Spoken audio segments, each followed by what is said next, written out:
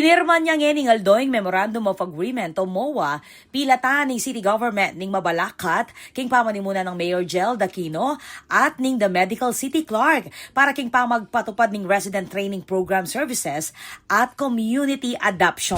Magandang hapon po sa lahat.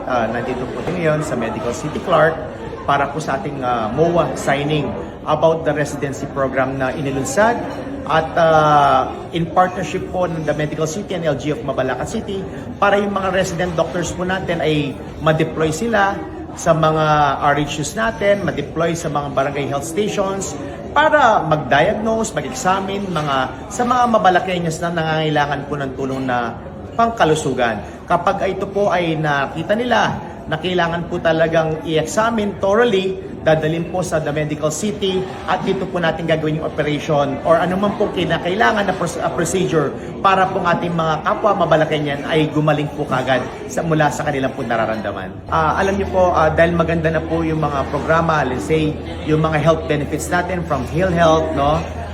Mas napapatibay at napapaganda natin ang pagtulong sa pangangailangan na pangkalusugan sa ating mga kababayan.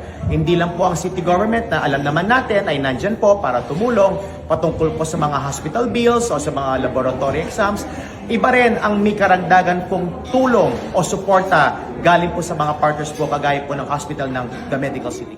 Lalam ning pamikasundo, i-deploy la reng resident doctor ning the Medical City Clark kareng miyayay luwang Rural Health Units o RHU ning syudad. Bang miyang pang libreng consultation at check-up para kareng residente kapag nasaning programa na mas apalapit pa ing serbisyong medikal king komunidad at apasanting ing kabilyang pangkabulasan dareng memalen. Lakwas na kareng barangay na ating kakulangan king serbisyong pangkabulasan. Ako po, Patricia Mamangon para King News Force Pampanga. Balitang Tutu, King Balen, Susuyo.